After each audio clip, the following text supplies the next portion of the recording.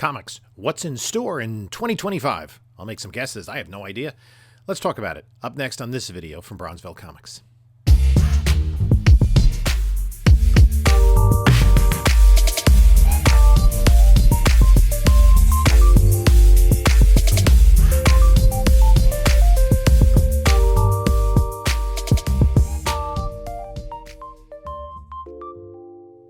Hello, panelologists. This is Jim from Bronzeville Comics coming to you with another video. And like, comment, subscribe, check out the description for links to my Instagram, whatnot, eBay store, and email. So we are beginning the 2025 comic year, and it's been a tumultuous few years. It's been approaching 4 years since I started this YouTube channel. I believe it was in May of 2021 that I started making YouTube videos. And that seemed to be a cottage industry at the time. And we will see. I think that's one thing that has been declining, especially there are the channels that have really solidified themselves. And then there are channels that have kind of backed away from it. And it is a lot of work to put all of this together. So there have been a number of the YouTubers that I have followed over time that have kind of gotten out of the game or changed the way they do things or backed off. My buddy 360 Comics, he does YouTube Shorts, is more into the shorter media. It's a matter of time. The same thing with Erod 212. It was just a lot to get these videos done. I'm doing this at 3 o'clock in the morning.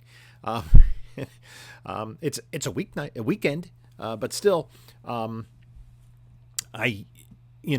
this is something that I've enjoyed. I like talking about comic books, but it seems as though there was a real fire to get more comic book content out there. People were enjoying it, and I am glad for everyone that watches my videos. I really appreciate you guys that are watching now. Some do better than others, and I think that things that people were interested in 3 years ago or 4 years ago have changed in terms of the comic book marketplace, and that's kind of where we're going. We had just come off Avengers Endgame. Then we had the pandemic, and the comic book prices were skyrocketing, and everybody was looking at the next thing, and we were kind of waiting in anticipation for more content to come out, and then the pandemic slowed down production, and then we had the writer's strike and the actor's strike in Hollywood, and that slowed down production even more. Disney Plus had just started with WandaVision, it really accelerating the idea of spec being a big thing. So we're in so many ways in a different place than we were 4 years ago. My hair is shorter and grayer than it was 4 years ago, but my basement is messier than it was 4 years ago. That's one of my New Year's resolutions, is to clean this place up. But also we are now entering a slowdown in the amount of comic book content from Marvel, but DC is putting things together. I don't think DC is going to do things in the same manner as Marvel in terms of planning large slates. Maybe a couple of movies a year, maybe some TV series. I wouldn't be surprised if they are more into the idea of animated series like we've seen with Creature Commandos. But we do have two highly anticipated movies coming out summer 2025. And I think that's the linchpin for how the comic book community, the comic book collecting space is going to turn over the next year. So DC is starting out. First movie they're putting out is Superman, directed by James Gunn. The trailer was met with a lot of excitement, and then we see some conflicting reports of how good the movie is. I'm excited for it. This sets the tone. If this movie is successful, and Warner Brothers is fickle, they've after the merger, they threw stuff in the garbage can, like the the Scooby-Doo thing, and obviously Batgirl. So we don't know how they're going to go about things. And we do have other things that have kind of disappeared from pop culture space in terms of anticipation. Red Sonja, Toxic Avenger. But in terms of Marvel and DC, DC is pinning a lot of hopes on Superman. It's the only movie in the DC universe that's coming out in 2025. And even though James Gunn announced a lot of projects, Lanterns, Booster Gold, Swamp Thing, the only other thing that they've really confirmed in terms of movies when it's coming out will be Supergirl, Woman of Tomorrow. And that's somewhat related to Superman. We did see some excitement this past week with the casting of Jason Momoa. And what I think we're going to see from DC and from Marvel at some point this year, we're going to see a ramping up of these announcements of what's to come. It's been reported that I think in March, we're potentially going to have Avengers Doomsday start filming. But I said Superman's coming out in July. So is Fantastic Four. And this is really a big piece for Marvel. They had a huge success in 2024 with Deadpool and Wolverine. But that was pulling on the past, right? Basically an homage to the Fox movies. Now we have something moving forward. Marvel had to, and Disney had to go to the Avengers because they didn't have the rights to the X-Men or the Fantastic Four.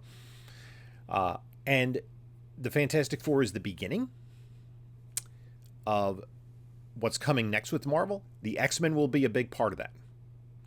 And there's so many characters that are in the X-Men universe that can come in some way, shape, or form into the MCU. People are still excited about the MCU. Comic collectors are still looking forward to it. And hopefully, if these two movies are good and successful, they'll bring more people into the reader space because that's really what we need. We need more readers and collectors because essentially there are any number of books that get circulated around collectors and dealers. We need people to want the books. And I'm not talking about the big keys because there's such a small amount of them, like a Fantastic Four 1, Amazing Fantasy 15. There are a decent amount of them. Then go back to Golden Age books where there are maybe 100 or a few hundred at most that are in existence. There are always going to be collectors that want those. So I think that July is going to be very important for both Marvel and DC. I think both movies have space to be successful. I don't think they'll be competing against each other. There will be the media thing as to which movie is doing better.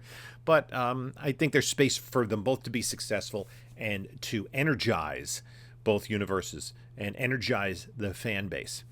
The other thing is the CGC wars. And I'm not talking about CGC versus their competitors so much as CGC versus themselves and versus griping collectors. And with good reason. People have been upset at some of the decisions CGC's made. I think the fact that they are now a bottom line company looking to increase profits, that upsets collectors. And I understand. Listen, there are going to be people out there that are anti-slabbers. That's fine. But there are enough collectors that do want to slab. And we'll leave it at that. Just will the PSA gain a foothold? Will CBCS ever figure a way out to get more of a market share over what CGC has? And will CGC right the ship? And I will credit this to John from Bronze and Modern Gods. I think he was the one that said they may be, he has no specific information, but it wouldn't be surprising if that they're looking to sell this entity. And who knows what that holds for the future? Will CGC be around 10 years from now? Who knows? The other thing that concerns the CGC is, how we replace our bags and boards frequently? Do people do that with slabs? I mean, how cloudy is this plastic going to be as we move into the future? And so I think that, people are going to look for the drama as it relates to CGC. And it's going to be interesting to see how their business model approaches, especially the big problem I think they're dealing with right now is the excessive turnaround times. After seemingly they laid off a number of employees, that it's taking a while for books to be processed. And that's frustrating for collectors and for dealers as well. And that's really, the big dealers are who they're listening to. Does it make sense for them to, invest more for hope that people will put more money into fast tracking their books? I don't know. I still use CGC. I think monetarily it's worth it. I do like to have high grade books. I like to have 9/8, the things in my collection. And, starting in the 1980s, I took care of my comic books. I don't know what percentage of them are potential 9/8, but it's a good amount. We'll see about that. The other thing is how the business model of producing books coming out weekly at the local comic shop is going to continue to be strong. Over the decades, the number of people buying comic books has decreased. And it's become more of an adult industry, whereas for years it was primarily aimed at children. There were adults that read it, no question about it. But it's the cost, the accessibility, the content is often made for adults. And it's important to get kids involved in it. I think that's one of the things that a lot of hard-boiled old collectors don't realize. There is a place for Teen Titans Go. You need something that's going to appeal to 5-year-olds. And what I think most people need to think about is, how did they first get interested in comic books? Was it by reading them, or was it by seeing something on TV? Like for me, it was Batman 66 and some of the animated shows around that time, like Aquaman, that got me to know these characters, recognize them on the shelves, and then pick them up. For current generation, it's the MCU. And are they picking those books up? And there are a lot of other properties. Then there's something that I really have no expertise in and really don't have an interest in. That's manga. That is a huge seller. That's what kids read. And graphic novels in general are a much larger percentage of what kids read today than they were even when we were reading comic books, I think. When my kids do their independent reading in school, options include graphic novels for middle schoolers. And it's a format that has become acceptable. More and more people are publishing stories in graphic novel format. And I don't mean collections of 10 issues of some Marvel or DC title that's come out. I'm talking about people that are telling a self-contained story, maybe a series of stories in a book that instead of it being in prose, it is in graphic novel format. Sequential storytelling. So sequential storytelling is still, it probably is still reaching a lot of people, right? Just in a different way. When I was growing up, it was comic books, and even more so than that, comic strips, that people were involved with sequential storytelling in art form. So it's changed a little bit now that it's more manga and graphic novels. So, are people still buying into what Marvel and DC are doing? And what we're going to be seeing in just a few years is these characters starting to enter public domain, which is going to change potentially the dynamic. And what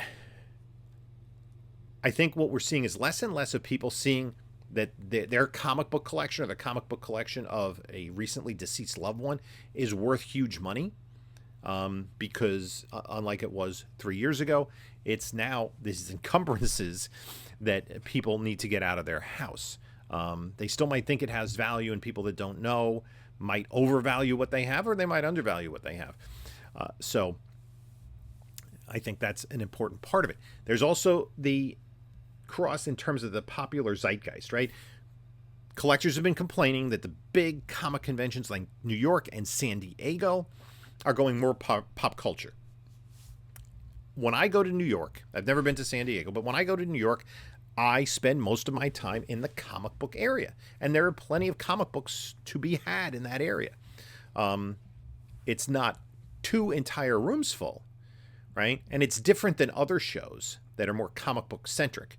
Baltimore is a little more comic book centric, and Terrificon is And obviously some of the local shows, which are almost entirely, you don't have the Funko Pops or the people with their homemade pretzels or whatever the heck they have, the tchotchkes and the swords and all those things that attract a broader audience but celebrity signings, the panels are also part of that Comic-Con experience. But what's happening is comic dealers, other than the very big ones, are having a difficult time affording the vendor space for the amount of money they get out of it. Unless you have big books that collectors are going to a big show for, it's difficult. If you have good Golden Age stuff, if you have, Silver and Bronze Age keys, high-grade books, you still are going to probably do very well. But, if you just have run fillers, that's not really what those shows are for. We're seeing, it'd be interesting to see how the mid-range shows continue to evolve. So I think what it's exciting to look forward to this year are the two main films that are coming out, right? I also am excited for other content that's coming out. My kids and I like to watch, the animated stuff, the weekly shows that come out. I'm enjoying Creature Commandos. So there's a space, and there's a lot of it out there that I have to catch up on. But I think that's something to look forward to. I'm looking forward to the shows that are coming out this year. New York, Terrificon for me, Baltimore probably. Those are shows that I enjoy attending. And I look forward to finding comic books. I think that's one of the things. And I do want to do a video on, if you want to start comic collecting. If you want to start comic collecting, go to some place that has like a flea market where you can find dollar books. Don't worry about the value of the books that you're picking up. Look for characters or things that you might be interested in. Spend $20, pick up 20 books and read some of them and see what you like. If you were a fan of a particular movie or TV show and particular characters, see if you could find books in that vein. They might not be worth money, and that's fine. The important thing is, if you want to start collecting comics, to start reading them. You don't want to go, what you don't want to do is go start buying keys when you really don't know the market. I think, and we talk about the market, what will the market bear? It's been falling for a couple of years. And I think it's safe to say that there is uncertainty as to where the economy is headed in the near future. We've been riding a really good, 15-year wave of strong financial growth. The Dow Jones increasing year after year. Though there's usually a downturn / correction at some point. And if people don't have disposable income, they don't have, the $50 or $100 to spend on a comic book that they really want. They might be able to get some bargain stuff, but for higher value books and the ones that kind of drive the market, the Amazing Spider-Man 300s, the Bronze Age keys, some nice Silver Age books, people need disposable income. The high grade books, the heritage auction kind of stuff, the stuff that's thousands of dollars, that's usually people that, don't have to worry about, the price of gasoline or eggs. They have their disposable income that they can spend on comic books. So I think it'll be interesting to see where the values of books are at the end of the year as opposed to the beginning of the year. My best guesstimate is they're going to kind of remain steady. One of the problems over the last couple of years is that we have looked at, mostly when we look at the value of books, we look at graded values. And for a lot of books, the differential between the graded price and the raw price, and I did a video on this recently, has diminished. Especially for mid-grade books, other than the high, 9/8 are still going to have value. But for a lot of books, once you get below that, unless the book is worth hundreds of dollars, raw and, graded are very similar in price. So I think we'll continue to see that be the case. I wouldn't be surprised if the desire for graded comic books continues to decrease. I think part of that is people upset with CGC. I think another part of it is that a lot of the people that were interested in comics for their value and only their value already have gotten out of the collecting space. And now it's people that enjoy the books. And if you can get a nice copy of a book that you're interested in a little bit cheaper and pick it up raw, you don't need it graded because you want to actually read it. And that's who I am as a collector. I don't buy a lot of graded comic books. I like raw comic books that I can read. I think that is going to continue to be part of the collecting space. So that's what I am kind of looking forward to this year. I do have my goals of books that I want to pick up, but I kind of want to build up my war chest of money I'm going to spend. I also have 3 or 4 people getting in touch with me about collections. So I'm kind of trying to hold off on buying any big books right now. So at any rate, I'd like to thank you for stopping by. Let me know what your thoughts are about comic books in 2024. 19, boy, that's wishful thinking. In 2025, in the comments below. That's always appreciated. I'd like to thank you all for stopping by. You can take a look at a couple of my other previous videos here. And this is Jim saying until next time, enjoy your comics.